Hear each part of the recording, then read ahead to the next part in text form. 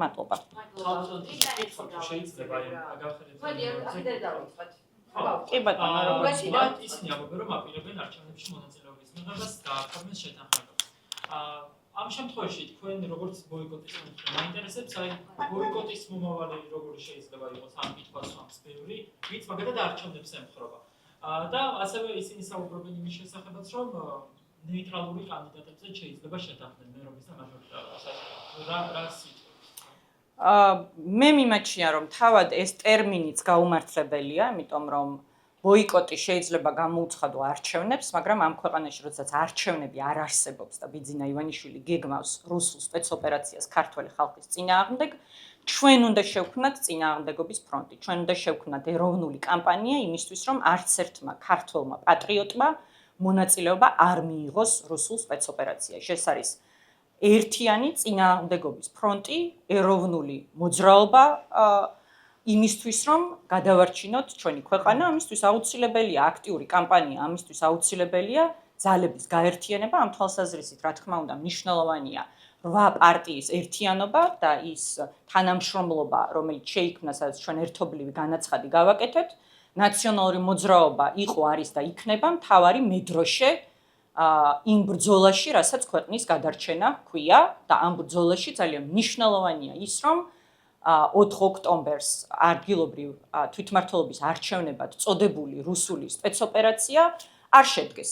ეს როგორ უნდა მოხდეს ეს საქართველოს ყველა მოქალაქემ უნდა გაიაზროს, რომ ამ სპეცოპერაციაში თანამონაწილეობა არის ქვეყნის ეროვნული ინტერესის წინააღმდეგ გადადგმული ნაბიჯი და თითოეული საქართველოს მოქალაქის ქმედება და ამ შემთხვევაში მათი ხმა, რომელიც არ უნდა გახდეს იარაღი ბიძინა ივანიშვილისთვის ამ სპეცოპერაციაში, ეს ხმა მათ უნდა შეინახონ იმ მომენტისთვის, როდესაც ქვეყანაში მართლაც რეალური, თავისუფალი, სამართლიანი საპარლამენტო არჩევნები ჩატარდება და მათი უძვირფასესი კონსტიტუციის მიერ მათთვის მინიჭებული ხმა გამოიყენება არა როგორც რუსული იარაღი ჩვენი ქვეყნის სახელმწიფოებრიობის წინააღმდეგ, არამედ იმისთვის, რომ მართლაც აისახოს მათი ხმა საარჩევნო შედეგში.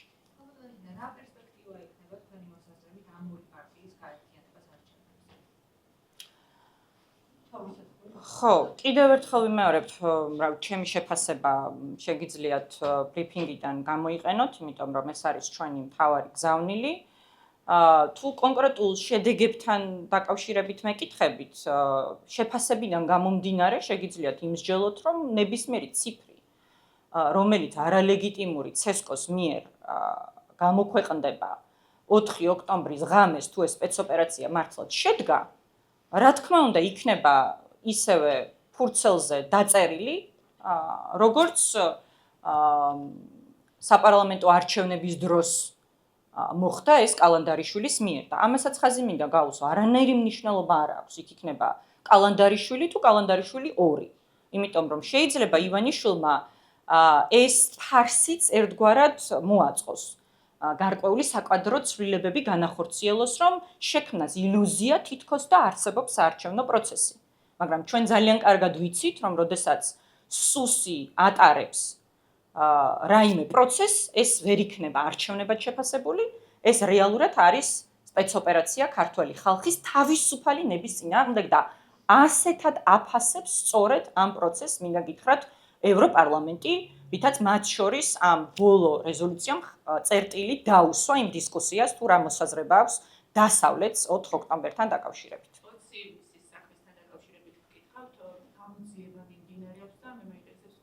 არის თუ არა პასუხისმგებელი გახარია 20 მომენტს.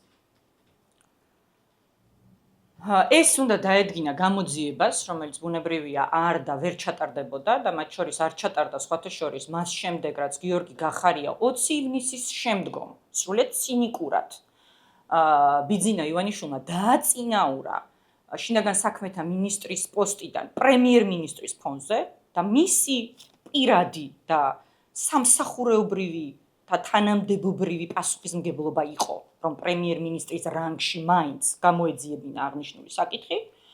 ამიტომ, რა თქმა უნდა, მისი პასუხისმგებლობაც იკვეთება როგორც მინიმუმ იმ ნაწილში, რომ არ შედგა რეალური სამართლიანი გამოძიება. ვინ გასცა ბრძანება, ეს დამოუკიდებელმა გამოძიებამ უნდა დაადგინოს, რაც სამწუხაროდ ივანიშვილის პირობებში არ არსებობს.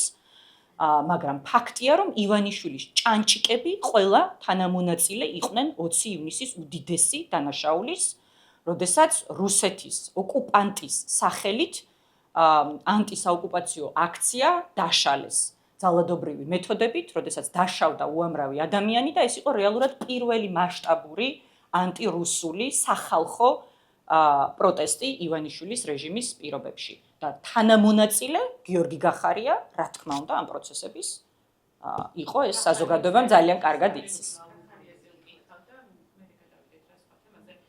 გიორგი გახარია უარყოფს, რომ თანამშრომლობს ნაციონალურ მოძრაობასთან, თუმცა ამ დრომდე, როგორც ცნობილია, რეგიონებში კოალიციები, საკრებულები ერთად აქვს ნაციონალურ მოძრაობას და გახარიას თქვენ რატომ უარყოფს? ანუ ახლა გახარია ხან ერთ სიტყვის, ხან მეორეს, ხო, ფაქტია, რომ ამჟამად გეგმავს, რომ მიუნხენიდან თუ ფრანკფურტიდან თუ არ ვიცი, რომელ გერმანულ ქალაქში იმყოფება ამჯერად, იქიდან მოძღროს და მორალური პედესტალი იყოს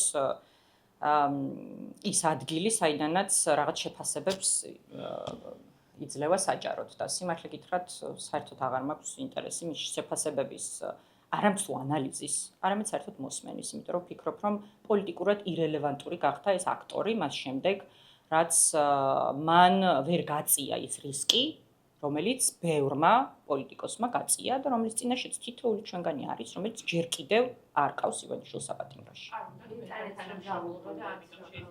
ეს შემიძლია გითხრათ, გიორგი გახარიაძე არ არის ისეთი ინტერესის სფერო, რომ ამდენ ვილაპარაკო მას.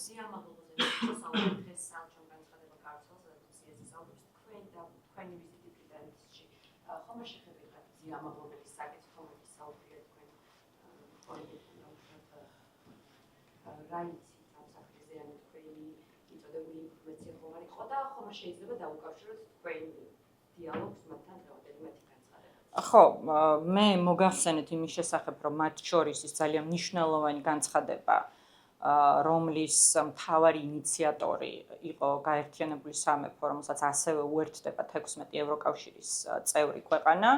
სწორედ იმ დღეს გამოქვეყნდა, როდესაც ჩვენ გაერთიანებული სამეფო საგარეო საქმეთა სამინისტროში ძალიან ხანგრძლივი შეხვედრა გავმართეთ, წინა დღით, როდესაც პარლამენტში ვიმყოფებოდით, ასევე საგარეო ურთიერთობათა კომიტეტზე ერთ-ერთმა პარლამენტის წევრმა საგარეო მინისტრს კონკრეტულად ივანიშვილზე სანქციების დაწესების მოთხოვნით კითხვა დაუსვა, ასე რომ რა თქმა უნდა ჩვენი ვიზიტი იყო ძალიან შედეგიანი ბევრი მიმართულებით და ბუნებრივია ის, რომ ჩვენი მთავარი მოთხოვნა ყველა ასეთ შეხვედრაზე არის ის მოთხოვნა, რაც დღეს აერთიანებს ქართულ საზოგადოებას. ეს არის ყველა პოლიტპატიმრის გათავისუფლება და რა თქმა უნდა მზია ამაღლობელის ისევე როგორც ყველა სხვა პოლიტპატიმრის და ასევე ახალი თავისუფალი სამართლიანი არჩევნების ჩანიშვნა. მზია ამაღლობელის საქმეში უბრალოდ იმდენად ცხადია ის მტკიცებულებები, რომელიც შეუნიღბავი თვალისთვისაც კი ცხადს ქმნის, რომ ის შეკერილი საქმით ის იხდის სასჯელს, რომელსაც არანაირი სიღრმისეული შესწავლა არ სჭირდება, ის რომ ეს არის პირველი ქალი ჟურნალისტი, რომელიც არის პოლიტიკური პატიმარი, რა თქმა უნდა, კიდევ უფრო გამოარჩევს მის საქმეს ჩვენი საერთაშორისო პარტნიორებისთვის, თუმცა მინდა გითხრათ, რომ თითოეული პოლიტპატიმარი ჩვენთვის ძალიან ძვირფასია, იქნება ეს ჟურნალისტი თუ პოლიტიკოსი თუ მუსიკოსი, ყველა პოლიტპატიმარი და მათი თავისუფლება არის სწორედ ის, რისთვისაც ვიბრძვით ჩვენ ქვეყნის შიგნით, ისევე როგორც ქვეყნის გარეთ და ამავდროულად თავისუფალი სამართლიანი საპარლამენტო არჩევნების მოპოვება, იმიტომ რომ თავად ისინი თავიანთ წერილებში, ისევე როგორც მათი ოჯახის წევრები ამბობენ იმას, რომ რუსულ სპეცოპერაციაში მონაწილეობის მისაღებად არ იბრძვიან ისინი იბრძვიან იმისთვის, რომ დაიხსნან ქვეყანა რუსეთის კლანჭებიდან და ეს შესაძლებელია მხოლოდ თავისუფალი და სამართლიანი არჩევანი. ამ ძებები გითხრა რა, თვითონ კონკრეტულად ზიაზე თუ იყო საუბარი თუ პოლიტპატიმრებთან ერთად იყო ის მოხსენიებული და მეორე ოცნებაში ამბობენ, რომ თვითონ ბრიტანეთს და თავად ბრიტანეთს ბევრად მკაცრი კანონები აქვს ამ კუთხით, მაგალითად, რასაც ზიამაღლობელია დაკავებული. თქვენ აი მე არგუმენტაცია ხომ არ იყო საჭირო, თუნდაც ის განცხადება, რაც გაავრცელა, გასაგებია. აი თქვენ რა ინფორმაციას როგორია კანონები ბრიტანეთში ამ ხრივ და აი როგორ ვთქვათ, ცალკეულად თუ იყო მზიას საუბარი, როგორც პოლიტპატიმრები ბატონი მდინარაძე, პაპუაშვილი და ივანიშვილის სხვა მსახურნი ძალიან ღელავენ ხოლმე დასავლეთის, ევროკავშირის, ისე როგორც ამერიკის შეერთებული შტატების პოლიტიკური ესტაბლიშმენტის მდგომარეობაზე თუ მათი დემოკრატიის ხარისხზე. და სინამდვილეში ამით ცდილობენ, რომ მათი რუსული პროპაგანდით, იმიტომ რომ ამას აკეთებს ერთ-ერთში პუტინი, კიდევ უფრო მძიმე იზოლაციისკენ მიაქანებენ ჩვენს ქვეყანას და კარგად უნდა გვესმოდეს, რომ საერთაშორისო იზოლაცია ჩვენი პარტნიორებისგან ნიშნავს არა მხოლოდ პოლიტიკურ იზოლაციას, არამედ მათი ამგვარი უგუნური განცხადებები და მოქმედებები უქადის ჩვენს ქვეყანას ფინანსურ იზოლაციაში, რასაც ძალიან მძიმე შედეგები შეიძლება მოჰყვეს. ამიტომ არის მნიშვნელოვანი, რომ დაწესდეს ტარგეტირებული პერსონალური სანქციები ივანიშვილზე, მას გამოვაცალოთ სახსრები რეჟიმის შენარჩუნების და ამ რეპრესიული მანქანის დემონტაჟი რეალურად სწორედ მათთვის ფინანსური წყაროების გადაკეტვით უნდა მოვახდინოთ. ეს დაასუსტებს ბიძინა ივანიშვილის რეჟიმს იმ დონემდე, რომ ჩვენ გამოვიწვიოთ უკვე ხელისუფლების ცვლილება ქვეყანაში. ხვალინძელ შეხვედრაზე მინდა გითხოთ, ვიცით რომ ხოლმე საგარეო საქმეთა მინისტრების შეხვედრა გაიმართება ბრიუსელში, ვიცით რომ კაია კალასი აქვს 15 კაციანი სია, სადაც სავარაუდოდ არიან მოსამართლეებიც მათ შორის ოცნების გარდა. რა მოლოდინი გაქვთ ამ შეხვედრის შემდეგ, თუ უნდა ველოდოთ უკვე რომ რაიმე ახალი სანქციების შესახებ ხმამაღლა დაიწყება საუბარი და ასევე ცოტა ხნის წინ დაწერა რიკარდ იუსვიეკმა, რომ ევროკომისია ამზადებს წერილს საქართველოსთვის, სადაც ვიზა ლიბერალიზაციის შეჩერებაზეც არის საუბარი მათ შორის.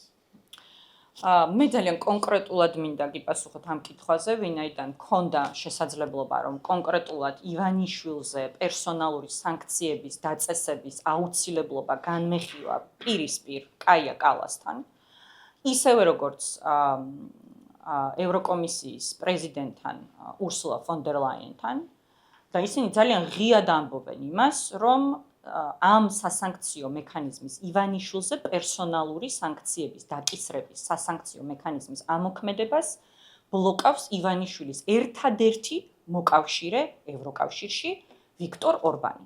თუმცა ჩვენ ეს პერიოდი სწორედ იმაზე ვმუშაობთ, რომ ვიქტორ ორბანს ხელიდან გამოვაცალოთ ვეტოს უფლება, ეს კონსენსუსის წესი დააძლიოს ევროკავშირმა და მაინც მოხერხდეს ივანიშვილზე სანქციების დაკისრება, იმისთვის რომ მან არ გამოიყენოს ვიქტორ ორბანი ქართველი ხალხის დასასანქცირებლად.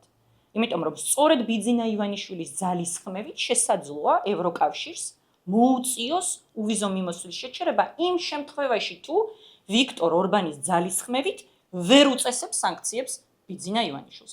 ეს არის ჩვენი მოდუს ოპერანდი, ამაზე ვმუშაობთ ძალიან მიზანმიმართულად და მე იმედი მაქვს, რომ ესე კონკრეტული მოლოდინის შექმნა არასდროს სწორი არ არის, არაერთ სახელმწიფო მეთაურს უთქვამს და ბუნებრივია მეც ეს უნდა გავიმეორო და მით უმეტეს ჩემი მხრიდან არ იქნებოდა ეს სერიოზული, რომ წინ სწრებად სანქციების დაანონსება არ ხდება, ეს ჩვენც ვნახეთ, ხო, იქნებოდა ეს დიდი ბრიტანეთი, რომელიც 10 აპრილს 4 პირს დაუწესა სანქციები, თუ იქნებოდა ეს ამერიკის შეერთებული შტატები, წინ სწრებად დემოკრატიული სახელმწიფოები სანქციებს არ აანონსებენ, მაგრამ ჩემი აზრით საკმარისი ინფორმაცია მოგაწოდეთ იმასთან დაკავშირებით, რომ ეს ოფცია მაგიდაზე დევს, აქტიურად განიხილება და ჩემი აზრით უახლოეს მომავალში დიდი ბრიტანეთის მხრიდან ისევე როგორც შესაძლოა ევროკავშირის მხრიდან მოინახოს ბერკეტი ვიქტორ ორბანის უნგრეთის ივანიშვილის ერთადერთი მოკავშირის ვეტოს დასაძლევად და ეს უკვე მისცემს ევროკავშირს შესაძლებლობას, რომ ივანიშვილზეც დააწესოს სანქციები. არსებობს ამის შესაძლებლობები, მე განზრახ ხეხავ დეტალებში არ შევალ, თქვენ შეგიძლიათ მათ შორის გაიხსენოთ რა მოხდა მაგალითად უკრაინასთან მიმართებაში, სადაც ვიქტორ ორბანს ასევე ჰქონდა გარკვეული რეზერვაციები, თუმცა საბოლოო ჯამში გვახსოვს, რომ ევროკომისიამ ეს გადაწყვეტილება მიიღო. მე უბრალოდ განზრახ არ მსურს ახლა ამ დეტალებზე საუბარი, იმიტომ რა თქმა უნდა ეს თავად ევროკავშირის მისაღები გადაწყვეტილება. საქართველოს დაკავშირებით რუსეთში წარეულ უწოდა ქვეყნის შიდა საქმეებში და დიქტატორის ინტერესების გადაწყვეტილება ორკესტრირებული თავდასხმა ასეაფასებს მმართველი გუნდი ამ განცხადებას. ევროპულ კურსს განიცდის და ჩვენ გადავარდოთ ნებისმიერ ევროპულ ქვეყანასთან თანამშრომლობის, რომელიც საქართველოსთან სამართლიანი თანამშრომლობის სურვილი აქვს მართლაც. როგორ აფასებთ ამ განცხადებას, რა მოლოდინგა, როგორ შეიძლება განვითარდეს ურთიერთობები მომავალში? რუსული ოცნების განცხადებები, მათ შორის ეს პოლიტსაბჭოს განცხადება, იმდენად გავს და ერთ-ერთში იმეორებს იმ გზავნილებს, გამოხმაურებებს და შეფასებებს, რასაც კრემლისგან ვისმენთ ხოლმე, იქნება ეს პესკოვი თუ ვლადიმერ პუტინის სხვა წარმომადგენლები, რომ უკვე ვფიქრობ, რომ ეს განცხადებები თბილისშიც კი არ იწერება, რომ ეს განცხადებები იწერება შესაბამის განყოფილებაში, კრემლში, FSB-ში, სხვა დანაყოფში და შემდგომ იგზავნება აქ უკვე იმისთვის, რომ თარგმანში არ აირიონ მისი გამხმოვანებლები თბილისში.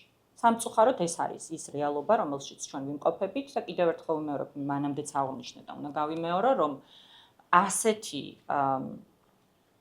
მიზანმიმართული მტრობა ჩვენი ქვეყნის ეროვნული ინტერესების და იმ გაცხადებული ევროატლანტიკური კურსის, რომელიც ჩვენს ქვეყანას გააჩნია და რომელიც მათ შორის კონსტიტუციით არის გარანტირებული, ისინი ქვეყანას, ივანიშვილის რუსული რეჟიმი ქვეყანას აყენებს არა მხოლოდ პოლიტიკური იზოლაციის საფრთხის, რაც უკვე შემდგარი ფაქტია, არამედ ფინანსური იზოლაციის საფრთხის წინაშე, რასაც შეიძლება ჰქონდეს ძალიან მძიმე შედეგები საქართველოს მოქალაქეებისთვის და ამიტომ არის ასეთი მნიშვნელოვანი, რომ დროულად დასანქციურდეს ივანიშვილი, გადაეკეტოს ფინანსური წყაროები რეპრესიული მანქანის სამართავად და ამ დროს ჩვენ გავერთიანდეთ და კონსოლიდირდეთ იმისთვის, რომ გამოვიწვიოთ ამ ქვეყანაში ცვლილება და თავიდან ავერიდოთ ის უმძიმესი ფინანსური შედეგები, რომელიც ქვეყანას შეიძლება დაუდგეს. ამოვწურეთ ხო თუ შეიძლება? რომ კიდე სასწრაფო ვარ ხმართ და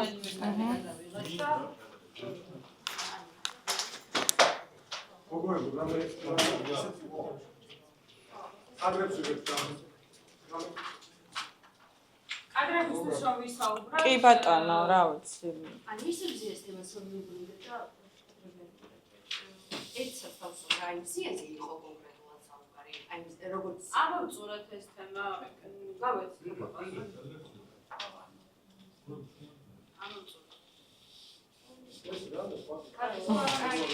კი ბატონო, გისმენთ. კადრებისთვის შეფიქროთ, ანუ უკვე გამოიკვეთა საბოლოო ეს მემორანდუმი რასაც ხარიაც და ლეულს აპირებენ რომ იყო ნარჩენებში მონაწილეობა, თუმცა ოპოზიციას ჰქონდა მოლოდინი, რომ საბოლოოდ გადააფიქრებინებდნენ და ამ მოცემულობაში როგორ წარიმართება ეს პროცესი და ნუ რა ვიცი, როგორც აღვნიშნე, ძალიან სამწუხაროა. ნამდვილად განსაკუთრებით მინდა გითხრათ ლელოს მხრიდან, იმიტომ ხა გახარიაზე მე არაზრს ილუზია არ მქონია სიმართლე გითხრათ. ყოველთვის ვფიქრობდი, რომ ის ითანამშრომლებდა რეჟიმთან, თავად ამ წიაღიდან მოდის და თავისივე წიაღს უბრუნდება. ამიტომ რაღაც ალოგიკურს, ასე ვთქვათ, აქ ვერაფერს ხედავ, მაგრამ ლელოს ნაწილში ძალიან გულწრფელად უნდა ვთქვა და მე ვფიქრობ, რომ ეს ჩვენს რიტორიკასაც ეტყობოდა, რომ ნამდვილად მქონდა იმედი ბოლო მომენტამდე, რომ ისინი სწორ გადაწყვეტილებას მიიღებდნენ და დადგებოდნენ ქართველი ხალხის მხარეს, დადგებოდნენ პოლიტპატიმრების მხარეს, დადგებოდნენ ისტორიის სწორ მხარეს, იმიტომ რომ ისტორია ნამდვილად განსჯის ამ ფაქტს, როგორც რეჟიმთან თანამშრომლობას მისი სიცოცხლის უნარიანობის გახანგრძლივებისთვის და ეს იქნება აუცილებლად ის შეფასება, რომელსაც